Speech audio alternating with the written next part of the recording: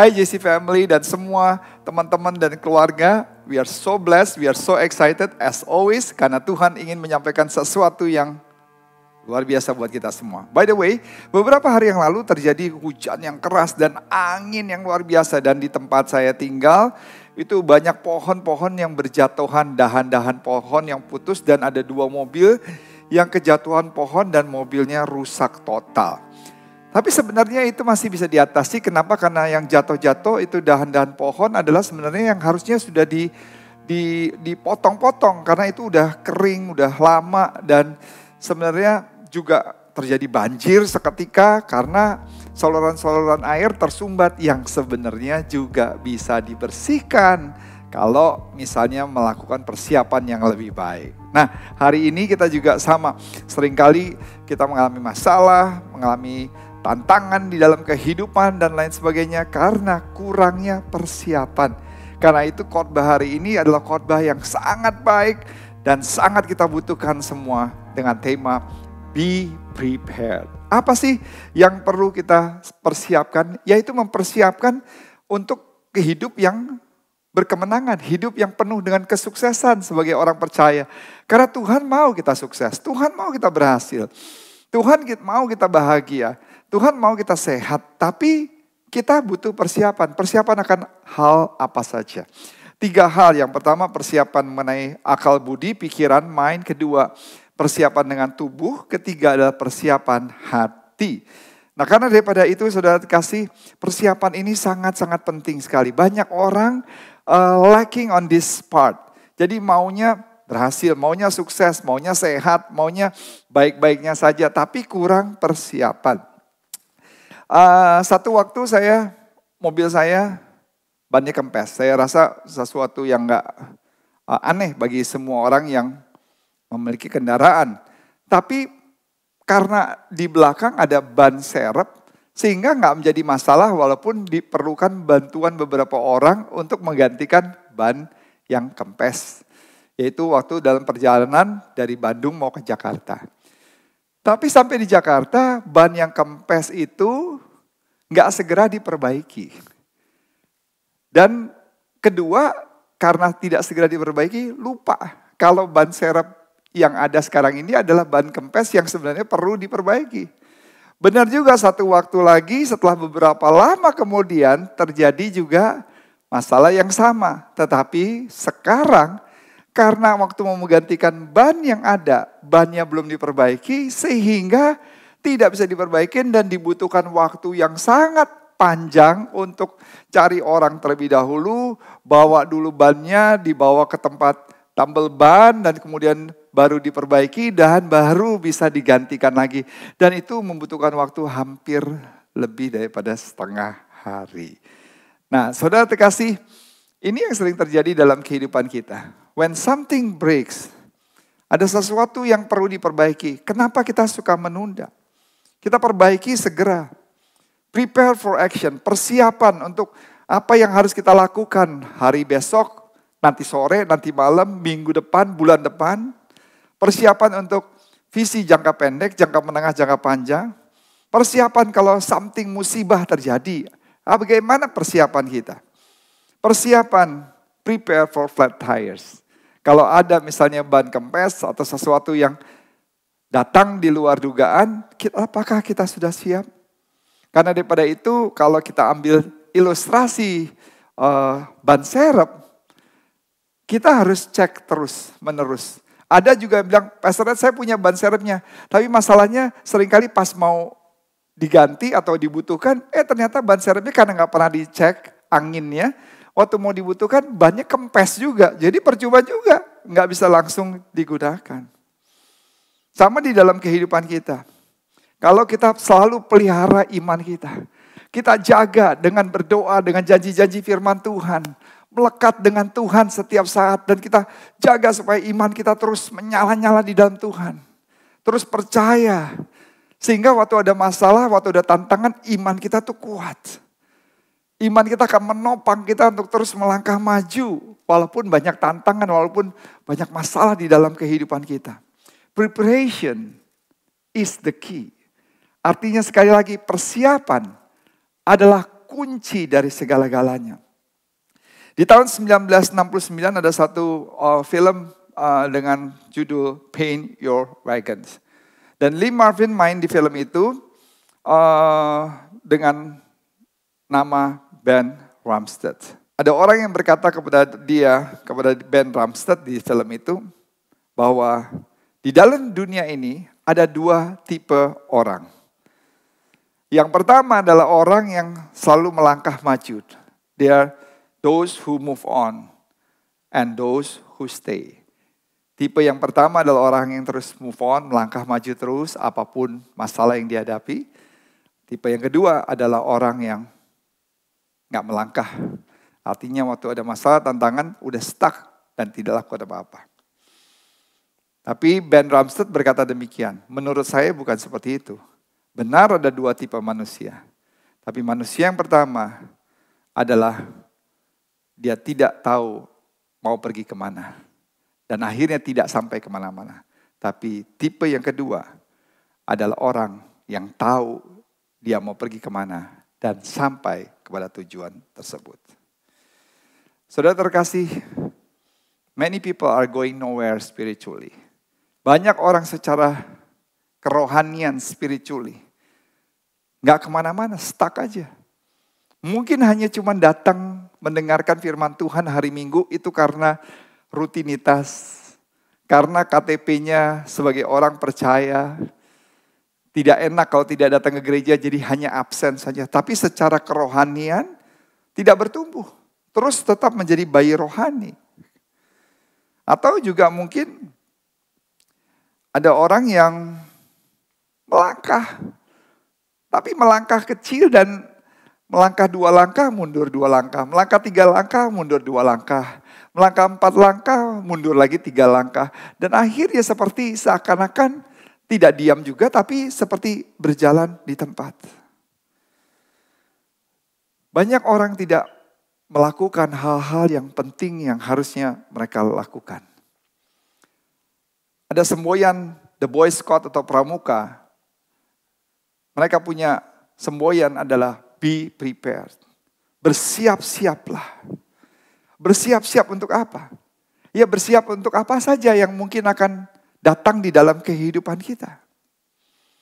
Dan bagaimana saudara melakukan persiapan yang terbaik? Menurut saya persiapan yang terbaik adalah melekat dengan Tuhan dan lakukan yang terbaik.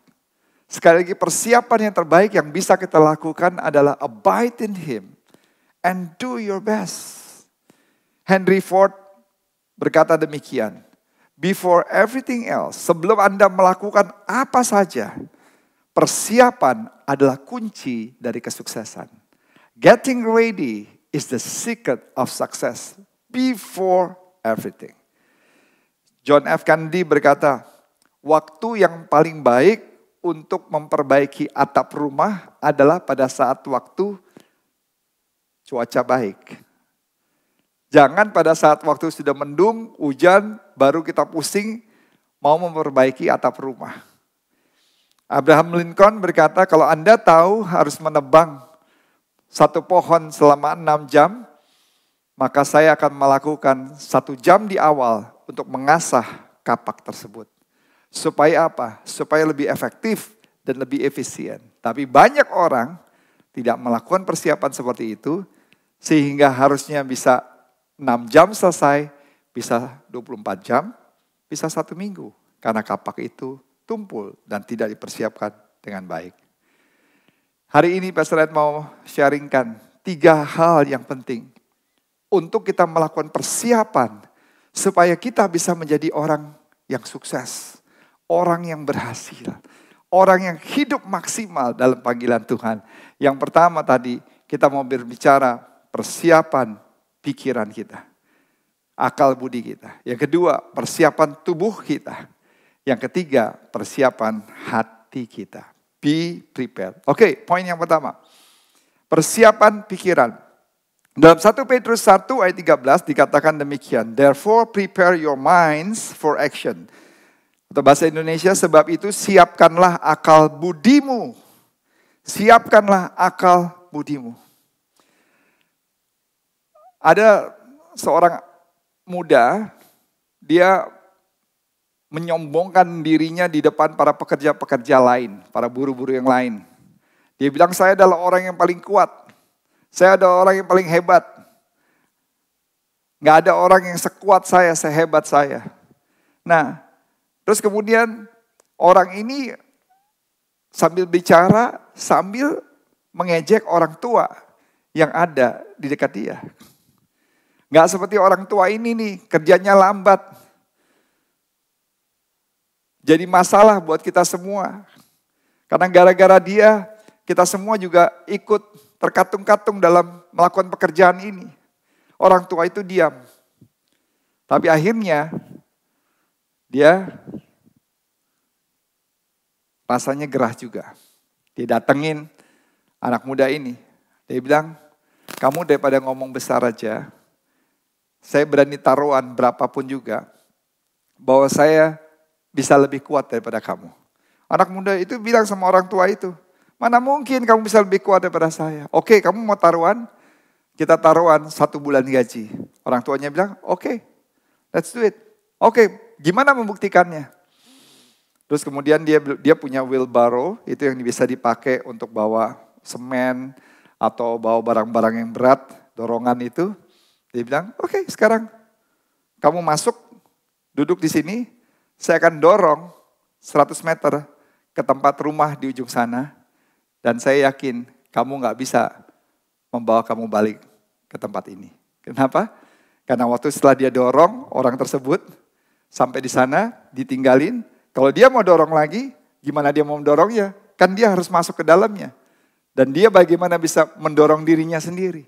Saudara kasih, yang saya mau ambil cerita ini. Orang tua ini pikirannya lebih cerdas. Lebih hebat, cepat mengambil sebuah tindakan. Pikiran yang tepat, right thinking, doesn't happen without thinking right.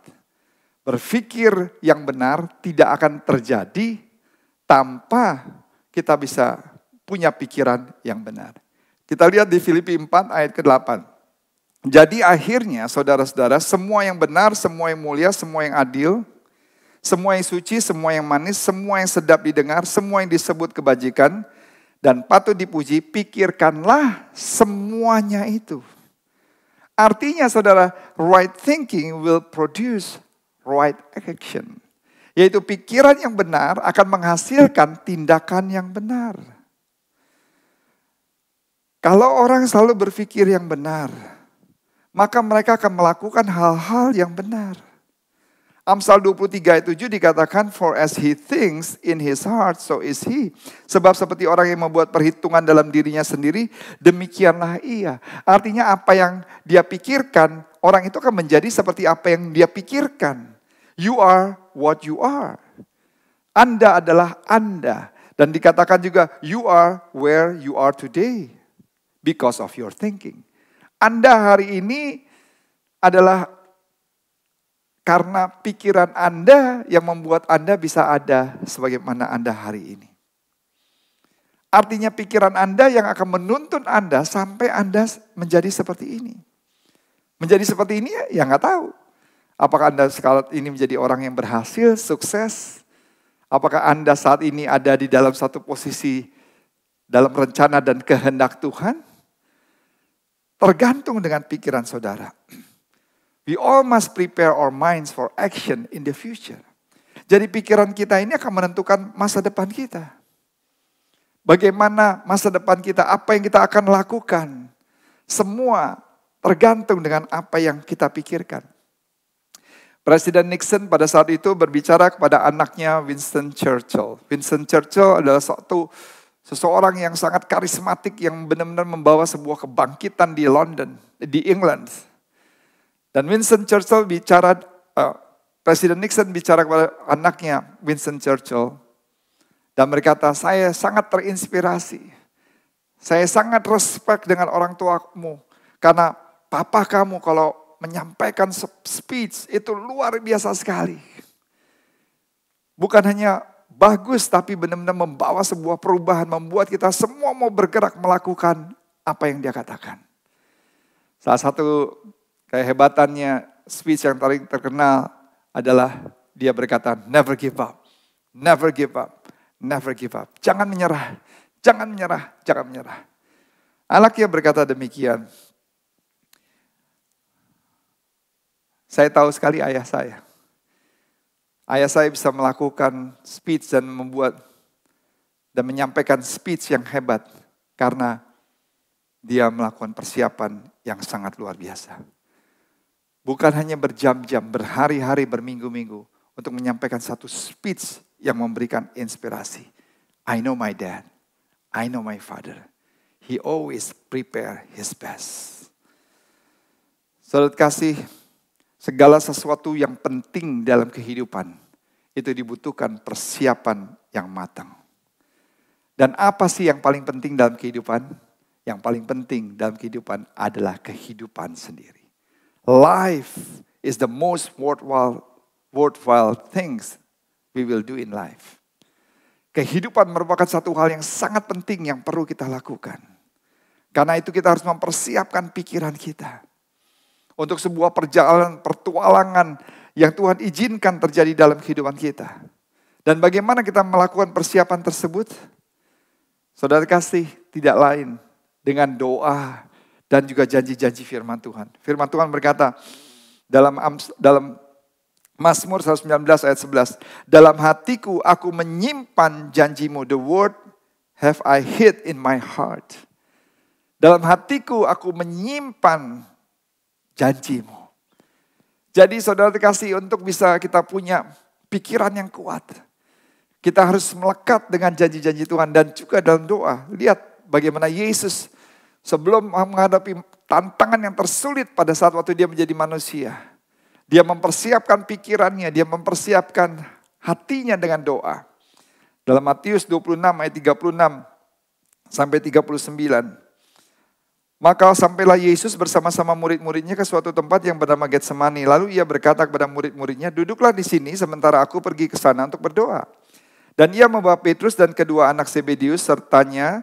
Maka mulailah ia merasa sedih dan gentar. Lalu kata Yesus kepada mereka, hatiku sangat sedih seperti mau mati rasanya. Tinggallah di sini dan berjaga-jagalah dengan aku. Maka ia maju sedikit lalu sujud dan berdoa katanya. Ya dia berdoa. Ya Bapakku, jikalau sekiranya mungkin biarkanlah cawan ini lalu daripadaku, tapi janganlah seperti yang ku kehendaki, melainkan seperti yang engkau kehendaki.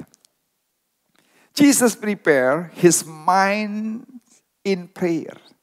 Yesus mempersiapkan pikirannya di dalam doa. Dia tahu sebentar lagi dia akan pikul salib. Dia tahu sebentar lagi dia akan disalib, mati di atas Golgota. Dia tahu apa yang akan terjadi dalam kehidupannya. Dan bagaimana dia mempersiapkan saudara pikirannya adalah dengan berdoa. Ini sebuah nasihat buat kita semua. Persiapan yang terbaik, yang pertama adalah pikiran kita. Melekat dengan Tuhan, abide in Him, pegang janji-janji Tuhan, dan terus berdoa. Pikirkanlah hal yang baik. Do your best. Maka saudara akan punya a strong mindset. Yang kedua, selain satu persiapan untuk pikiran, kedua ada persiapan untuk tubuh. Di sini dikatakan dalam 1 Timotius 4 ayat 7 dan 8. Tetapi jauhilah tahyul dan dongeng nenek-nenek tua. Latihlah dirimu beribadah. Latihan badani terbatas gunanya, tapi ibadah itu berguna dalam segala hal. Karena beribadah itu mengandung janji, baik untuk hidup ini maupun hidup yang akan datang. Di sini ada dua hal, yang pertama bicara mengenai vertikal, bilang latilah dirimu beribadah, dan yang kedua adalah latihan badani. Jadi yang dilatih itu selain vertikal, kerohanian kita, iman kita, dan juga latihan tubuh ini, saudara. Karena di sini dikatakan latihan badani terbatas gunanya, atau for physical training is of some value. Artinya saudara, kita nggak bisa pisah-pisahkan kerohanian dan juga tubuh. Kalau kita nggak punya tubuh yang sehat, mau kita punya kerohanian yang kuat, bagaimana kita juga bisa melayani Tuhan, bekerja dan melakukan apa yang Tuhan mau kita lakukan dalam kehidupan kita. Ada satu suster menceritakan dia merawat orang tua ini yang usianya 104 tahun. Dan orang tua ini setiap hari diajak jalan-jalan untuk pagi, untuk kena sinar matahari. Dan satu waktu setelah dibawa jalan setengah jam dan balik ke rumah sakit, dia kembali ke tempat kamarnya, kemudian dia duduk dan dia berkata demikian, "That was great. I don't feel a day over 100." Umurnya padahal sudah 104 tahun. Dia bilang, saya nggak ngerasa kayak umur 104 tahun. Bahkan saya nggak ngerasa saya sudah di atas 100 tahun usia saya. Saudara kasih, setiap kita ingin bisa seperti itu. Di usia 104 tahun, tapi kondisi fisik prima, sehat, kuat. Tapi pertanyaan balik, apakah saudara sudah melakukan persiapan untuk merawat tubuh saudara yang Tuhan percayakan dalam kehidupan kita ini? Banyak di antara kita mau supaya kita usia 100 tahun. Kalau kita dalam keadaan sehat. Banyak kan orang bilang, aduh Pak Saren gak mau lah. Umur 80 nanti sakit-sakitan. Ya siapa yang mau? Umur 80 hidup tapi sakit-sakitan dan menyusahin orang. Tapi kalau saudara mau panjang umur dan sehat, saudara harus melakukan persiapan tubuh saudara. Saya dulu waktu kecil ikut badminton sampai tingkat nasional. Kalau saudara lihat di foto ini, terakhir waktu itu saya kalah di final sama Ardi B. Wiranata. Dan kemudian dia lanjut lagi sampai juara All England, juara dunia. Tapi untuk bisa sampai level seperti itu, di kejuaraan di Indonesia waktu itu masih remaja, saya harus lakukan 4 hal. Pertama, endurance training, latihan ketahanan. Kedua, bicara mengenai strength training, latihan kekuatan. Ketiga, technical training, latihan teknis. Keempat adalah mental training. Nggak mudah. Endurance training itu hampir dari hari Senin sampai hari Minggu ada 6 kali latihan. Kemudian latihan technical training itu sekitar 4 sampai 5 kali dalam seminggu. Latihan strength 3 kali dalam 1 minggu. Mental training itu setiap hari. Kadang-kala bukan kita mainnya bagus atau musuh mainnya lebih bagus daripada kita. Tapi kalau musuh mentalnya lebih kuat, kita tuh pada waktu mau bertanding pun udah kadang-kadang udah kalah mental. Ingat kau Muhammad Ali, bagaimana dia bisa mengintimidasi musuh. Sebelum bertanding musuh udah takut dulu. Ingat Mike Tyson, bagaimana tatapan matanya membuat orang itu seperti takut. Itu bicara mental. Gak usah jauh-jauh, kalau kita naik sepeda, kita dihadapi tanjakan-tanjakan. Lihat tanjakan aja, waktu kita mental kita udah drop. Kita udah gak kuat, kita udah kalah sebelum naik ke dalam tanjakan itu. Dan kita udah rasa, katakan, aduh saya gak bisa. Dan waktu kita bilang gak bisa, kita gak benar-benar jadi gak bisa. Itu bicara mental training. Suka orang berkata demikian, oh Pastor Ed sekarang bagus ya di usia 53 ini masih kondisinya, tubuhnya masih bagus. Saudara nggak tahu bahwa di balik itu saya latihan workout training, latihan gym, latihan exercise untuk muscle exercise itu dari umur 9 tahun, umur 10 tahun. Sampai hari ini saya masih gabung pilates untuk latihan core muscle, untuk flexibility, untuk balance, untuk postur, dan juga cycling, sepedahan, endurance. Itu semua dibutuhkan sebuah persiapan. Preparation was the key. Correct preparation, persiapan yang benar was the key. Bukan hanya sekedar persiapan. Saudara pernah pikirkan gak? Kenapa kadang-kadang kita kehabisan tenaga? Bukan secara spiritual, tapi letih, capek kayaknya udah gak kuat lagi waktu saudara menghadapi masalah keluarga yang berkepanjangan. Masalah keuangan, bisnis, pekerjaan yang berkepanjangan. Dan kita rasanya secara jasmani loh, tubuh ini kayaknya, udah gak kuat. Udah gak, waktu tubuh saudara gak kuat, coba saudara gak bisa tidur beberapa hari. Saudara kan gampang mudah stres, saudara kan mudah depresi, fisik saudara gak kuat, saudara masalah dikit itu akan gampang menghantam saudara. Itu sangat pengaruh. Karena itu 2 hal, yang pertama persiapan pikiran, kedua persiapan tubuh, ketiga yang terakhir adalah persiapan hati. 1 Petrus 1 ayat 14-16. Hiduplah sebagai anak-anak yang taat dan jangan turuti hawa nafsu yang menguasai kamu pada waktu kebodohanmu. Tetapi hendaklah kamu menjadi kudus di dalam seluruh hidupmu sama seperti Dia yang kudus yang telah memanggil kamu, sebab ada tertulis, kuduslah kamu sebab aku kudus. Ini harusnya yang menjadi kerinduan di dalam hati kita. To be holy, menjadi kudus, to be better. Untuk bertumbuh, menjadi serupa seperti Kristus. Bukankah itu kerinduan Tuhan? Harusnya menjadi kerinduan kita semua. Tapi kenyataannya seringkali kita jauh daripada apa yang Tuhan mau. Kita lebih menjadi seperti orang-orang dunia yang tidak menyerupai seperti Kristus. Bahkan kita tidak mencerminkan karakter Kristus. Mungkin kita berpikir kalau kita menunjukkan karakter Kristus dalam hidup sehari-hari, kita akan ditertawakan, kita akan diasingkan, kita akan dijauhkan dengan teman-teman kita. Dan kita seperti nggak nyambung dengan mereka semua. Saudara lihat di dalam 1 Timotius 6 ayat 6-10. Memang ibadah itu harus disertai dengan rasa cukup, memberi keuntungan besar, sebab kita tidak membawa sesuatu apapun ke dalam dunia dan kita tidak membawa apa-apa keluar. Asal ada makanan dan pakaian cukuplah. Tapi mereka yang ingin kaya terjatuhlah ke dalam pencobaan, ke dalam jerat, ke dalam berbagai-bagai nafsu hampa dan pencelakaan yang menenggelamkan manusia ke dalam keruntuhan dan kebinasaan. Karena akar segala kejahatan ialah cinta uang. Sebab oleh memburu uanglah beberapa orang telah menyimpang dari iman dan menyiksa dirinya dengan berbagai-bagai duka. Di sini dikatakan tadi firman Tuhan di awalnya. Kita ini ke dunia ini gak apa-apa, pulang juga tidak apa-apa. Asal ada makanan dan pakaian cukuplah, harusnya kita konten, rasa cukup. Dengan makanan, pakaian yang apa adanya, saudara. Tidak menjadi orang yang serakah, karena dikatakan karena akar segala kejahatan adalah cinta uang. Sebab karena itu orang memburu uanglah, mereka menyimpang dari iman mereka. Dan menyiksa diri mereka dengan berbagai-bagai duka. Greed. Ini bicara keserakahan. Michael Douglas dalam filmnya, saya ingat film Wall Street yang sempat terkenal pada saat waktu itu tahun 1987. Dialah pemain pialang yang hebat, Michael Douglas.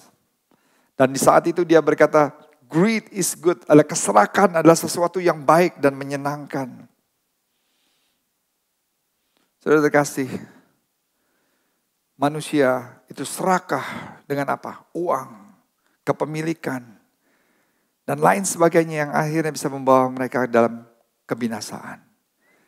Tapi sebenarnya waktu kita semakin dewasa di dalam Tuhan, semakin saudara bisa merasa cukup dengan apapun yang Tuhan percayakan.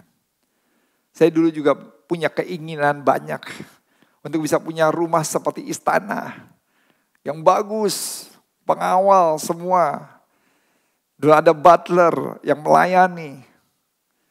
Lantai semua terbuat dari marmer. Seperti istana-istana yang pernah kita lihat. Tapi pada saat waktu kita mulai tenggelam di dalam Tuhan, apapun Tuhan percayakan, harus kontrak rumah lebih daripada 20 tahun. Hidup dari apa yang Tuhan percayakan. Hidup tinggal di gereja lebih daripada 2 tahun. Kita tetap bisa menikmati. Kita bisa merasa cukup dengan semua itu. Dan apa yang menjadi ambisi, impian itu, nggak menjadi sesuatu yang harus terwujudkan. Tapi kita cuma serahkan semua ke dalam tangan Tuhan. Percaya, apa yang Tuhan titipkan, itulah yang terbaik. Dan saudara terkasih, Jonathan Edwards adalah seorang pengkhotbah yang sangat karismatik dan sangat membawa pengaruh luar biasa. Satu waktu dia khotbah dengan tema, Sinners in the Hands of an Angry God. Dan khotbah ini membawa ratusan bahkan ribuan orang bertobat dan menyerahkan hidup mereka ke dalam tangan Tuhan. Dan ini terjadi kebangkitan yang namanya The Great Awakening tahun 1734 sampai 1744 selama 10 tahun. Padahal yang namanya Jonathan Edwards, Waktu dia khotbah, bukan khotbah yang yang menyala-menyala dengan intonasi suara yang luar biasa, dengan gesture body language yang yang dahsyat kayak pengkhotbah-pengkhotbah yang enggak, biasa-biasa saja. Tapi yang luar biasa adalah hadirat Tuhan yang menyertai setiap kali dia khotbah. John Chapman, seorang yang mengenal Edward dengan sungguh-sungguh, dia berkata demikian. Setiap kali dia mau khotbah, dia melakukan persiapan yang luar biasa. Dia melakukan puasa yang luar biasa. Bahkan 3 hari sebelum khotbahnya dia tidak makan dan tidak minum. Hanya berdoa, berbicara, dengerin firman Tuhan. Tahu apa yang Tuhan ingin dia sampaikan. Bahkan di dalam doanya dia selalu berkata, "Oh Lord, give me New England, give me New England." Dia berdoa terus, Tuhan berikan New England. Berikan kebebasan, berikan mereka supaya mereka punya cinta yang mula-mula. Mereka masuk di dalam pertobatan. Dan setiap kali dia mau khotbah, karena dia sudah puasa 3 hari 3 malam dan melakukan persiapan yang luar biasa. Hatinya, hidupnya. Sehingga orang bisa melihat kemuliaan Tuhan. Hadirat Tuhan itu begitu luar biasa. Bahkan sebelum khotbah. Karena kekudusan dan hadirat Tuhan menyertai kehidupannya. Orang-orang tuh udah merasa seperti kayak Tuhan berbicara. Sehingga waktu dia khotbah, itu benar-benar orang-orang membuka hati untuk menerima Yesus sebagai Tuhan dan Juru Selamat dalam hidup mereka. Oliver Wendell Holmes, ada seorang ketua Mahkamah Agung di Amerika yang dipilih oleh Theodore Roosevelt. Dia berkata bahwa kalau kita mau sampai ke surga, kita harus berlayar, bukan hanya mengalir begitu saja. We must sail, not drift. Drifting will get us nowhere. Sudah ngerti? Sail artinya kita harus lakukan apa yang bisa kita lakukan. Christian life, kehidupan sebagai orang percaya. Ada kehidupan yang terus bergerak, action, doing something. Doing ministry, melayani, bekerja, do your best, serving, abide in Him, lakukan yang terbaik. Dan melakukan persiapan 3 hal tadi. Yang pertama, persiapan pikiran saudara. Strong mind, kuat, pikirkanlah hal-hal yang baik. Karena keberadaan saudara hari ini, keberadaan saudara yang akan datang in the future, tergantung dengan apa yang saudara pikirkan. Yang kedua adalah tubuh saudara. Saudara punya pikiran yang kuat, punya kerohanian yang luar biasa. Tapi kalau saudara gak punya tubuh yang solid, dan saudara gak bisa lakukan apa-apa. Yang ketiga adalah hati, to be holy, kudus dalam setiap aspek kehidupan saudara. Karena itu yang Tuhan kehendaki. Saudara 3 lakukan itu, pikiran, tubuh, dan hati. And we must do whatever it takes. Dan kita harus lakukan dengan segenap hati apapun juga. Kita lakukan untuk kemuliaan dan kebesaran bagi nama Tuhan. Be prepared, pikiran, tubuh, dan hati. And you will spread your wings. Melambung tinggi, menjadi kepala, bukan menjadi ekor. Diberkati waktu keluar, diberkati waktu masuk. God bless you. Kita udah belajar untuk mempersiapkan, be prepare. 3 hal yang harus dipersiapkan, yaitu pertama pikiran, kedua tubuh dan hati. Nah, di dalam pikiran orang suka menyampaikan hal-hal yang di luar apa yang Tuhan sampaikan. Pada saat waktu kita mau mendukung pekerjaan Tuhan, waktu kita mau menabur buat pekerjaan Tuhan, mau mengembalikan persepuluhan, orang akan berkata-kata negatif. Dia bilang, buat apa sih kamu memperkaya gereja? Buat apa sih kamu ini dan itu? Saudara, kita harus bisa mengerti akan hukum ekonomi Allah. Bahwa semua yang kita peroleh ini berasal daripada titipan Tuhan. Dan waktu saudara mengembalikan persepuluhan, saudara belum memberi. Tapi di situ Tuhan mengatakan, ujilah aku, bukankah aku akan membukakan tingkap-tingkap langit dan memberkati kehidupan saudara. Dan waktu saudara memberi buat dukungan pekerjaan Tuhan melalui pelayanan platform JC Online ini, banyak jiwa-jiwa, banyak orang-orang yang tidak mengerti, bisa mengerti pemahaman kebenaran firman Tuhan. Mereka hidupnya diarahkan kembali sehingga mereka bisa ada di dalam koridor Tuhan. Dan itu tidak lepas dari kontribusi kita, dukungan kita, sehingga pelayanan JC Online Platform ini bisa menjadi lebih baik lagi dan lebih baik lagi di waktu-waktu yang akan datang. Karena daripada itu, orang yang punya pikiran yang sehat, pikiran yang kuat, dia akan pegang janji-janji Tuhan. Apa yang kau tabur, itu yang kau tuai. Apa yang kau ikat di dunia, itu terikat di surga. Engkau lepas di dunia, terlepas di surga. Dan engkau memberikan yang terbaik, bukan yang sisa. Seperti Yesus mempersembahkan yang terbaik, yaitu anaknya, Yesus Kristus. Kita mau memberikan yang terbaik hari ini dengan hati yang penuh dengan sukacita, bukan dengan paksaan. Dan saya percaya ini adalah bagian penginjilan yang dapat kita lakukan, bagian ucapan syukur kita kepada Tuhan. Mari kita sama-sama berdoa. Bapa, Engkau melihat setiap anak-anak-Mu yang akan memberi dengan sukacita. Mereka memberi pemberian yang terbaik untuk mendukung pelayanan JC Online ini. Sehingga banyak jiwa-jiwa di luar sana diberkati, dikuatkan, dan hidup mereka semakin melekat dengan Tuhan dan bisa melakukan yang terbaik dalam kehidupan mereka sehari-hari. Di dalam nama Tuhan Yesus, kami siap memberi. Amin. Alright, be prepared. Bersiap-siaplah, senantiasa selalu ingat hati, tubuh, dan pikiran. And see you all next week.